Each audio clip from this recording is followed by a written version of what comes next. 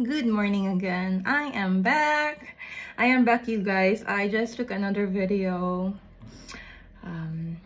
But anyway, I wanted to share a testimony and my thyroid journey. And I'd like to say a lot of thank you to a lot of people who helped me, made it easier, and got my nodule taken out. So thank you very much. Anyway, hindi ko alam kung paano ko susimulan because it's been a long process. I took another video already of how it started, what has been done before, and the medicine that I was putting here, yung pinapahid-pahid ko na binili ko dati, hindi naman siya ganun masyadong effective. So I will not recommend that. It was the one that I bought from Shopee. Although I wasn't very consistent of applying it. I wasn't very consistent of applying the bituon because medyo maanghang siya. The smell is very potent. It smells like mint. Masyado siyang mentholated yung amoy niya. But anyway, without further ado, let's start. Paano ba ako nagsimula dito? I have to go through my paperwork. So, ayan. Madami akong paper dito. Lab test and everything. Right? So, I wanted to start how everything. Ayan.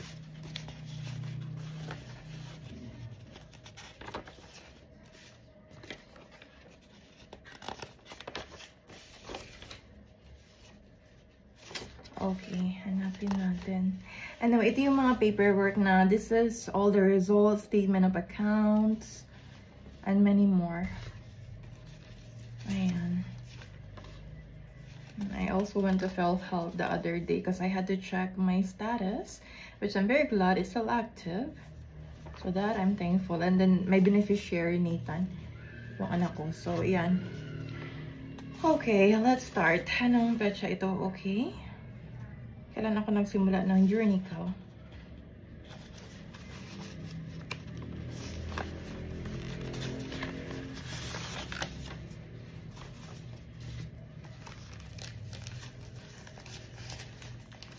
Okay.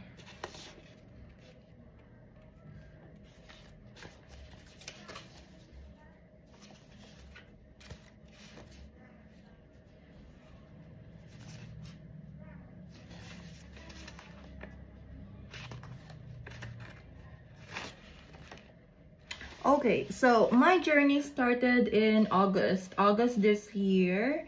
At first, because we do have a local hospital here in Gubat. I had my, paano ko ba sisimulan? Kasi Diyos ko po, ang daming paperwork nito. Hindi ko alam kung paano ko iisa-isahin. I'm going to start explaining it in a way that I can. Hindi na natin lalaliman masyado ang ating English, but I will try my best. Okay, well, I started having my thyroid nodules back in 2021. It's probably a month or less than a month that I've noticed that my neck is swollen. So, ayan, namamaga siya. Sabi ko, this isn't normal. Bakit yung neck ko? Hindi naman siya masakit. It's not painful. My breathing is normal, but nakikita ko yung ano niya, hindi siya namamanga, but rather it's swollen. So, hindi siya pantay.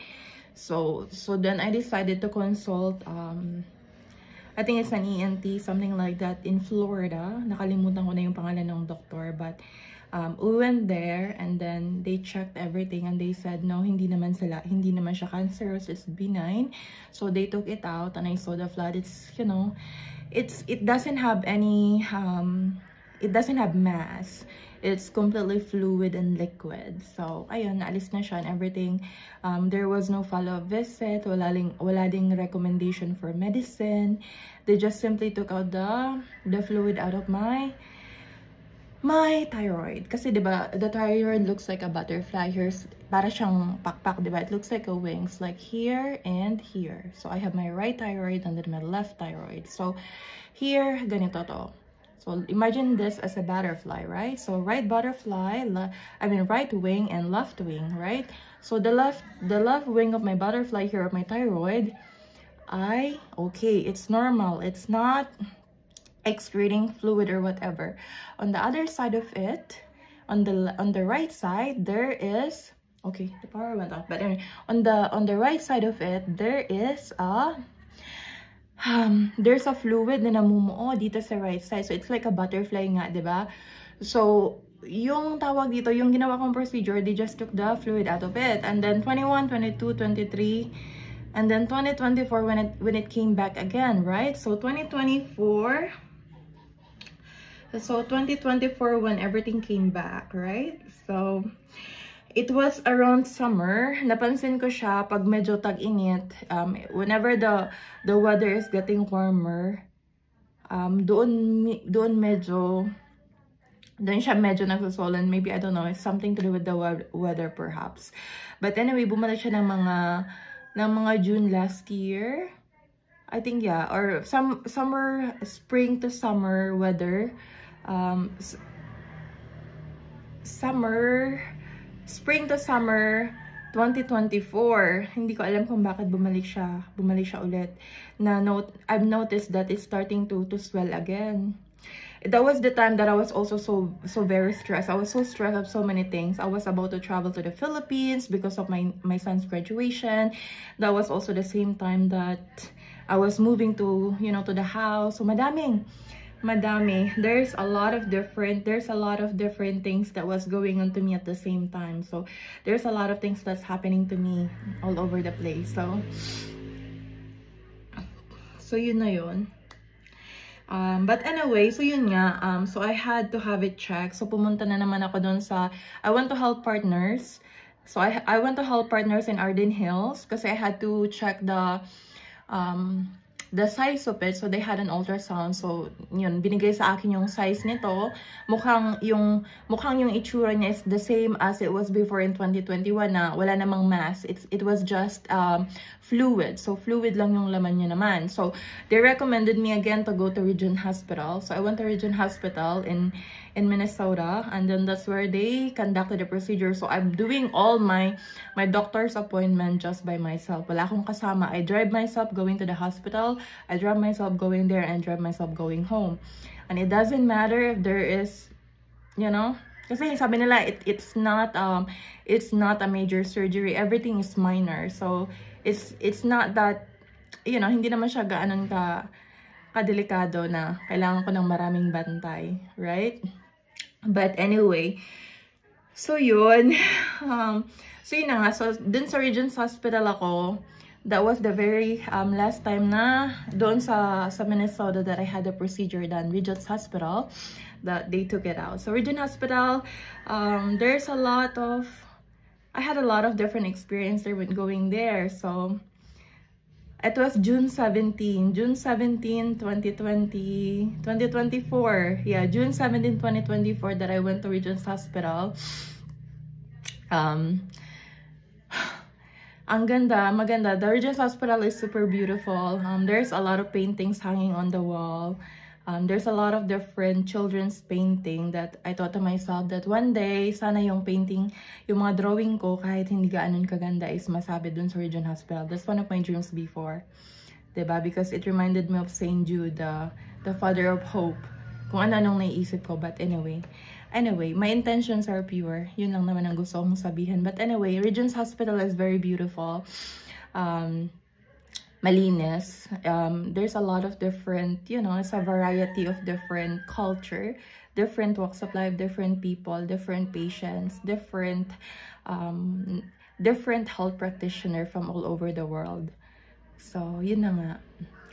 So that was my experience. I went there, I lay down on the, table. Nakatingin ako sa ilaw. At andon, they were just taking it out and done deal. They didn't tell me if I had to take a medicine or whatever. But after 6 months, December, when I traveled back home in the Philippines, that's when it came back again. So, pag-uwi ko, mga December, dito sa Philippines, bumalik na naman siya. It started to swell again. So, napansin ng mother ko, my mom noticed it and she said, your thyroid is getting bigger again. So I explained to her that I've already done all the necessary procedure to take it out. Although it's not permanent, but oh well. Anyway, so yun na nga. So December, January, February, March, April, May, June, July. Ang dami kong pinagdaanan dito sa Philippines. All the, you know, good, bad, or indifferent. So I've been through a lot of different dramas, a lot of different events, a lot of different emotions. It's a roller coaster ride. Madaming nangyari na worth sharing and worth testifying, right? But anyway, it was August of this year that I finally decided to visit the local hospital here kasi sabi ko, I might as well try the medicine in the Philippines since I was an active contributor of the PhilHealth. Ilang taon ako nag-work. I worked so many years and contributed to the PhilHealth. So sabi ko, might as well go for it since madami namang benepisyo at libre. Madaming assistensya. There's a lot of financial medical benefits that the government is offering, so might as well check it out, diba? So that's what I did. I went to the local hospital and then I met Ate Adele. Ate Adele is she is at the receptionist help desk, whatever is her position. I think she's a licensed nurse. She's a licensed nurse. She is assigned in Gubat, Sorsogon. So Ate Adele, I told Ate Adele the situation of my thyroid. And then, you know, they check it out, and then I met the doctor, Dr. Solano. So Dr. Solano, we talked about the past history. I've shown her all the lab tests, digital laboratory test, the procedure that I've done on my neck and everything. So I've explained to her the history and everything. So she did suggest different things. So, but before that, there's a lot of different procedures that we have to take, right? So, una, you have to have your TSH, FT3, and FT4 checked. So, lahat yan, ginawa ko. So, I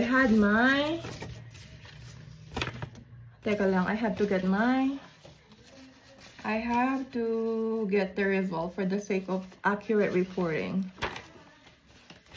So I had to have the FT3,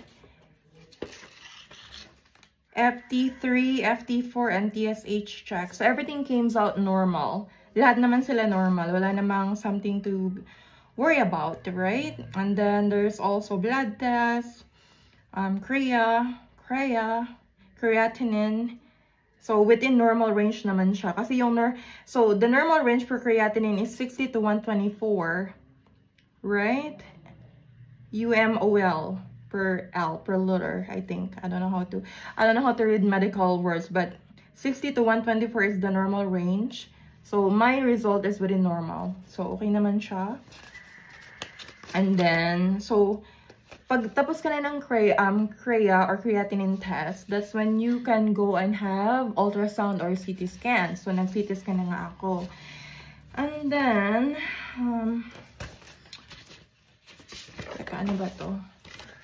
So, nag-CT scan ako after. My God, ang daming paulit-ulit na procedure nito kasi may mga expiration siya. So, yung creatinine dapat it's only valid for 7 days. Kung hindi ka nakapag-second follow-up ng next procedure, uulitin mo na naman siya. Magpapatest ka na naman. So, paulit-ulit ako nagpa-blood test because I wasn't able to get CT scan. Tapos, pipila ka pa dun sa Malasakit Center kasi nga, mag-ano ka ng statement of account kasi kung hindi ka magmamalasakit center, mahal ang babayaran mo. You have to pay too much. Right? So, let's say, for example, this one. At Sorsogon Provincial Hospital. This one, ito yung procedure na laboratory pa lang to. Laboratory and then pulse oximeter and then x-ray. Nasa, magkano ito? Nasa 3,000 siya, maghihigat 4,000.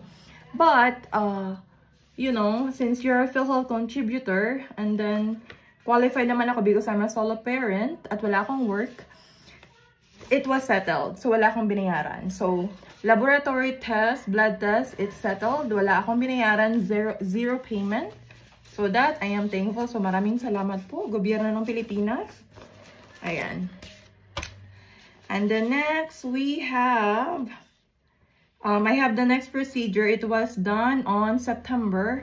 So this one is for, this is the CT scan. So with the CT scan, they have advised me to, normally dapat ultrasound lang. Ganun lang sana kasimple, ultrasound and everything. But I don't know, they suggested CT scan. So, you know, obedience is the key daw. So I obeyed and followed what they said.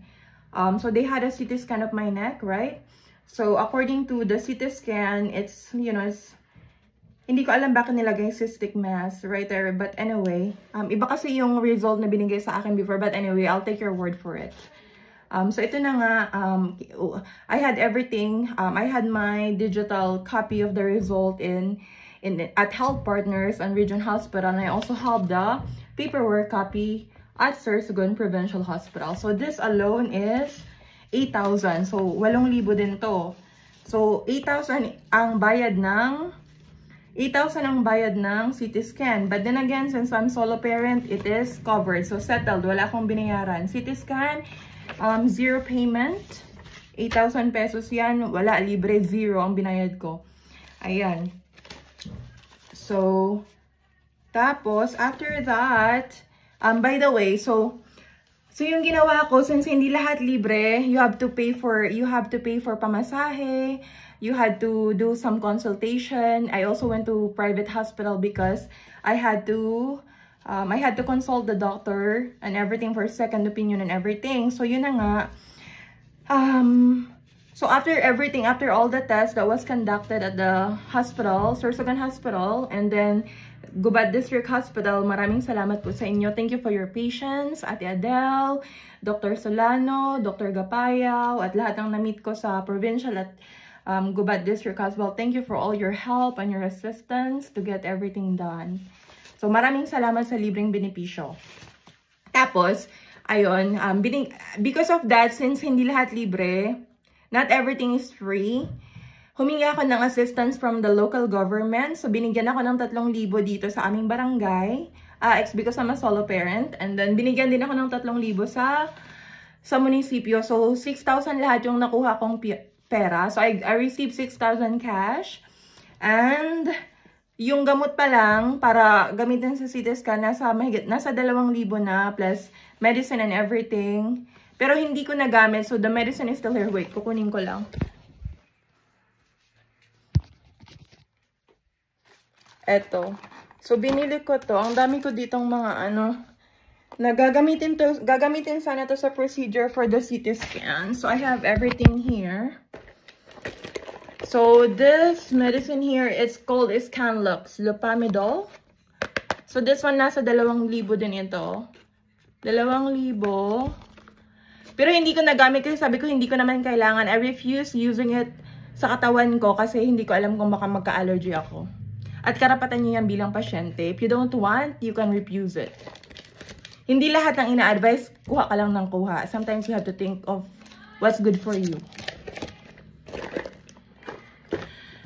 Tapos, bumili din ako ng maraming ito. Pinabili ito sa akin. So, there's a lot of difference. There's a lot of difference syringe here. So, may mga needle tayo dito, diba? There's a lot of needles here. Syringe and ayan, meron pa Ayan, so these are everything that I bought. So galing ito sa asistensya ng gobyerno ng Pilipinas. This is from the local government. So this is the ano pa ba? Teka lang. So madami ito. So ito na nga. So nasa 2,000 ito. Ito hindi ko na alam. Ay, excuse me, sorry. So ito hindi ko alam kung magkano to pero mura lang siya. Tapos, pamasahe. Magkano pamasahe papuntang Sorsogon? Diba? Tapos, doctor's fee kasi, ano pa ba? So, yun na nga. So, hindi ko to nagamit kasi nga sabi ko, I refused using this for my body. Kasi ito sana yung gagamitin sa CT scan para daw mag-lighten. Para daw I don't know. I didn't do too much research, but yung tinignan ko lang yung side effects sa katawan ko. It is possible na magkaroon ka ng allergic reaction, at before doing the procedure, they wanted me to take antihistamine and everything. So sabi ko, no, I'm not gonna do it. But binili ko din. I'm willing to donate it kung sino may kailangan ito. Hindi ko alam kung may expiration date ito or whatever. Let's see. Expiration date is 2028 pa. So kung sino may kailangan ito, it's here. Okay. April 2028 pa expiration. So, hindi naman siguro kailangan niyang i-refrigerate and everything, right? So, anyway, so yun na nga, Dr. Gapayo said that, sabi ni Dr. Gapayo, kasi I told Dr. Gapayo na ito yung plano ko. Sabi ko sa kanya, ayoko ng surgery. Gusto ko alisin muna yung water again, just like what they did before at Regents Hospital. I just want an FNA done again, and I want a prescription after, so I can take care of myself and then just do proper exercise, proper diet and everything. Sorry if I am sounding like I'm bragging, but I'm not. This is just the way I talk. So, anyway. Sana nga ba yung papel?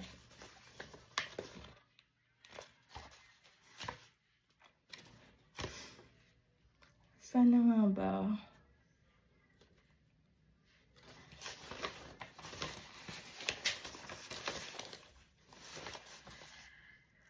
Okay, this is from Dr. Gapayo. So, Dr. Gapayo, and then may isa pa akong doctor doon.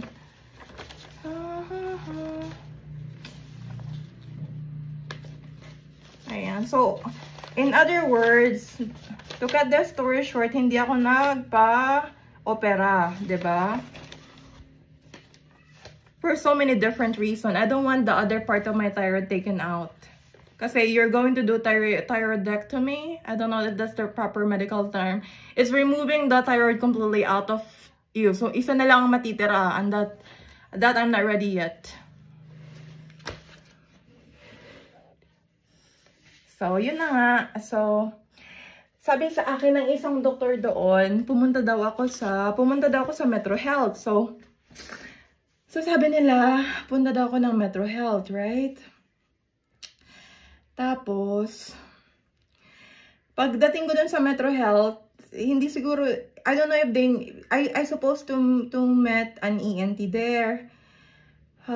Dr. Kiring yata yung pangalan ng doctor. When I went there, Dr. Kiring is not available. So, hindi na ako nagantay. I explained to the lady na tapos na ako lahat sa procedure. Tapos na ako sa laboratory test. Tapos na ako sa blood test. Tapos na ako sa lahat. Kailangan ko na lang talaga ng procedure. Kailangan ko lang alisin yung fluid out of my thyroid. So, to cut the story short, hindi ko na pinagpatuloy yung Metro Health kasi I'm done na nga. Tsaka wala silang procedure ng FNA. Wala silang FNA according to the list. Meron siguro kasi masyadong simple lang ang procedure, but hindi na ako nagantay. Bumalik na lang ako sa Sorsogon District Hospital or San Fernando. Anong pangalan? Fernando Hospital sa Sorsogon. So, yun. So, yun ang ginawa ko. Tapos, dun sa Sorsogon, sabi na naman ng doktor, magpa-CT scan ka. So, I explained to him that I already have it. Mayroon na din akong FT, TSH, and everything. Sabi ko, I have everything na. Tapos, sabi ng doktor sa akin, magpa-biopsy ka daw. So, nang time na yon hindi ko nadala yung result. So, I wasn't very sure if I have the result handy. So, sabi ko, okay, babalik na lang ako next week kasi hindi ko alam kung meron ba ako or wala. So, pag uwi ko sa bahay, I realized that I already have a biopsy. So, I don't have to, hindi ko na kailangan gawin yon. So, I messaged the Sorsogon Hospital and told them that no, I'm canceling my visit next Tuesday because I already have the biopsy done. So, we're good.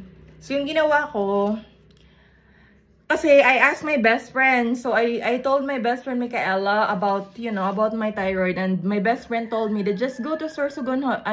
Sabi ng best friend ko, punta ka na lang sa Sordoc. Matagal na siya. Actually, matagal na in-advise ng best friend ko yan. Napunta daw ako ng Sordoc. So, I went to Sordoc. Pumunta ako doon ng Sordoc. And then, yung sa help desk nila, masyado silang mabait doon. Very informative, very helpful. Because I was looking for Dr. Figueras. So, yun, in-advise ng babae doon na, yun nga, Dr. Figueras. Sabi ko, familiar sa akin kasi parang nakita ko na siya online. The Dr. Figueras is good when, I don't know kung ano yung special, she's specialized, ano siya? She is Doctor of Internal Medicine Endocrinology. Yan. So, meron siyang iba't ibang clinic. So, meron dyan sa Luna Candol. Andun din siya sa Garcia Street, sa Sorsogon City. So, yun. That's Dr. Figueras, Chidora Doris Figueras of Gubat. So, malapit lang siya sa LCC yung clinic niya. So, I talked to Dr. Figueras. I've shown the result and everything. So, I told her what I wanted to do. And she said, okay, na matagal ko nang inaantay. So, she've given me what I'm looking for so many months. Sabi niya, okay, eto, FNA procedure, go back to SMMG. So, yun na nga, nirecommend niya ako kay Dr. Manzano. So, Dr. Manzano, I met with Dr. Manzano. The first time I went there, wala siya. He's not available. So, I came back again. And then, Dr. Manzano was there. Very easy and gentle. So, nag-usap kami Dr. Manzano. I showed him all the results and everything. Sabi ko, I just wanted to do an FNA and everything. That very same day, that was on Monday. Ngayong nakaraan lang. It was 11th of November 2025. So, Dr. Manzano, said, okay, you can, when do you want to do it? I said, maybe tomorrow, or what about this afternoon? So, ngayon na lang, kasi sayang naman ng pamasahe, sayang naman ng oras. But before I went to, so may satellite clinic sila na malapit sa Gaisano, yun yung SMMG. So, nakausap po si Dr. Manzano. Pinakita ko lahat yung ng result and everything. So, sabi niya, yeah, we can do it na. Sabi niya, yeah, pwede naman daw. Sabi ko, wow, hindi ako makapaniwala na kayang-kaya nilang gawin right there and then. Because I thought it's that complex. Hindi naman pala masyado ganun kahirap. But I'm so glad that they're very advanced. Ang galing nilang mag-strategy pagdating sa mga ganyan-ganyan. Diba? I was expecting too much na ganito pa yung gagawin mo. Pumunta ka pa dito, pumunta ka pa doon. But no, it was very easy. So thank you, sir. Thank you, doctor. But anyway, pumunta muna ako sa PhilHealth. At yun na nga, nakita ko yung member data ko. PhilHealth and everything, Nathan. I'm so glad na, ayan, si Nathan ito yung PhilHealth ko, member data record. Ayan. Okay, so everything has been taken care of. After that, I went to SMMG. So pumunta na ako doon sa main clinic sa hospital, and then I went to OPD. I told them Dr. Manzano's instruction that I am here for FNA. Dr. Manzano is very easy to talk to. Walang kaarte-arte sa buhay. Very straightforward, very easygoing. Siya yung klase ng doktor na hindi ka tatakutin, na parang ay kagat lang ng, para siyang he can be a pediatrics doctor because why? He knows how to baby talk you. Magaling siya makipag-usap, hindi kanya tatakutin. So, yun. So, tawag dito, yun na nga, nag-OPD ako, pinakita ko yung instruction, and then I waited. Tapos sabi ng doctor, hindi na pala, ng receptionist doon, I have to take care of some stuff. Pumunta muna akong social services, pumunta muna akong billing department and everything. So, ayun, pumunta na ako doon sa main hospital. I went to billing department. I have it checked and everything. I showed my member data record. So, ayun na yung PhilHealth and everything. Tapos, oy, nakita ko pala yung friend ko, Ate Joan. Si Ate Joan, she is my friend, my super friend when I was studying at Annunciation. So, okay, nasa na ba? Hinahanap po yung mga papel dito. Okay.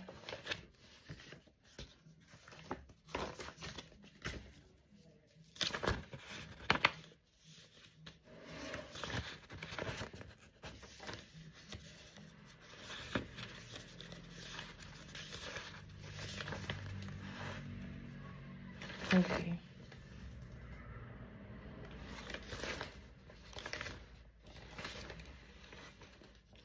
Okay, I'm looking for the statement of account, right? So anyway, pumunta ako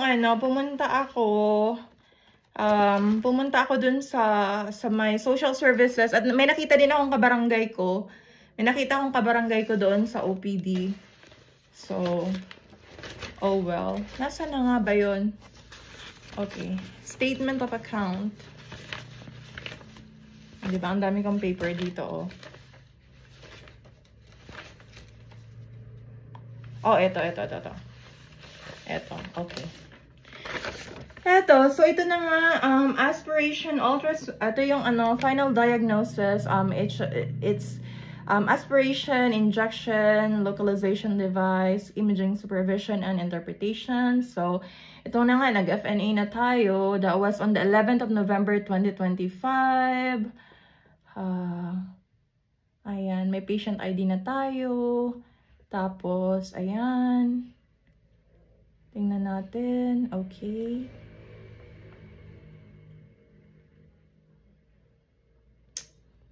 Ito.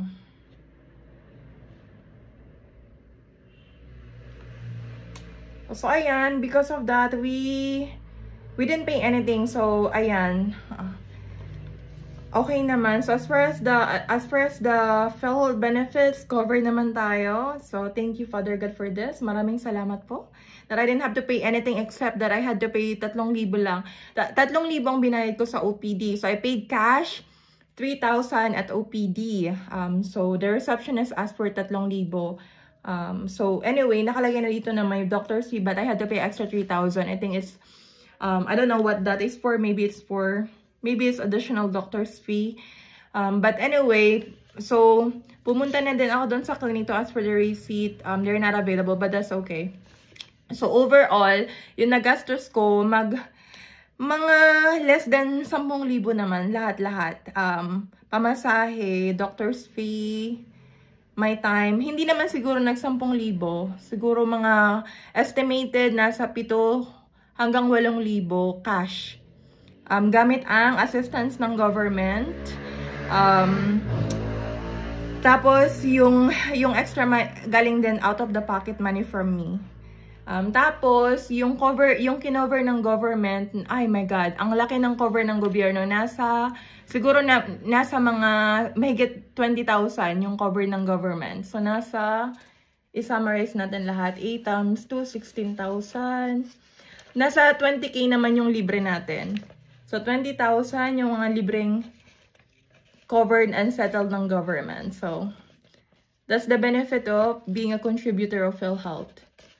And then you can go to Malasakit Center as well. So nasa 20,000 naman yung nilibre sa atin. So andito lahat. Everything is here. Maraming salamat po. You know, always remember that health is wealth. Aanhin mo ang pera kung marami kang karamdamang nararamdaman, di ba? What will you do with your money kung wala ka namang kalusugan? Health is wealth. Invest in your health, proper diet and exercise. Laughter is the best medicine. Don't laugh all the time because you look like crazy, but smile. Smile though your heart is aching. Char. Anyway, thank you, Dr. Manzano, for all your help. Thank you for being so nice. I will keep observing kung bumalik pa siya. Titingnan natin kung lumaki pa siya ulit. But anyway, thank you for the confidence that you gave me that we have to trust the medical system here in the Philippines because we are already equipped with highly sophisticated laboratory equipment. So maraming salamat. At during the procedure, I'm very happy din na maraming mga nursing students ang nag-observe from nursing school sa Matnog. So maraming salamat sa Masbate or Matnog. I think Matnog yata. Oh no, Masbate. So thank you for observing during the procedure. Sana may natutunan kayo mga students. Thank you for watching the procedure. Thank you. Maraming salamat. So ito na yung medical facility dito sa Pilipinas. So kung meron kayong goiter, huwag kayong matakot magpatingin kasi marami tayong libreng benepisyo dito sa Pilipinas. Mga laboratory libre dito lang sa local district hospital sa Gubat, yung pagpa-check ng dugo lahat yan libre. X-ray libre din.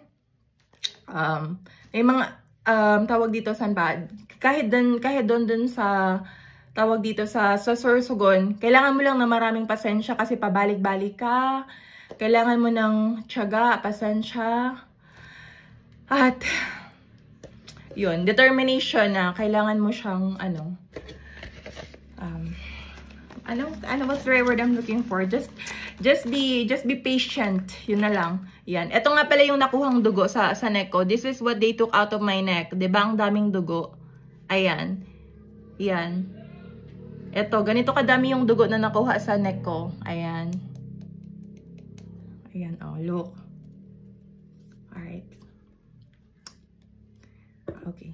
Magtitake na lang ako ng medicine para may medicine na nirecommend sa akin. Good for a week lang naman. Hindi ko araw-arawin kasi too much intake of medicine. Hindi ko alam kung anong side effects sa katawan ko. But I'm just gonna keep watching my diet. Mag-exercise ako palagi. Stretching, yoga, fruits, vegetables, and everything. So, magbabasa ako ng mga food that are good for thyroid health. Right? At syempre, iwasan natin yung stress. Anyway, there you have it. Happy Saturday.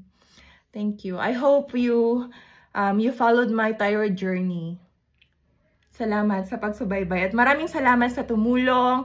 So, kahit na pabalik-balik ako sa Sordoc, pabalik-balik ako sa Gubat District Hospital, at pabalik-balik ako sa provincial, nagbunga na rin. So, this is I gave birth to hope, that there's hope in our medical system in the Philippines. So, before you were pregnant with hope, you were pregnant with hope, hoping that there is tomorrow, there's a future and kinabukasan for our medical system here in the Philippines. And true indeed, meron nga. So, we have already given birth to the future of the medical system in the Philippines. Welcome aboard. Thank you.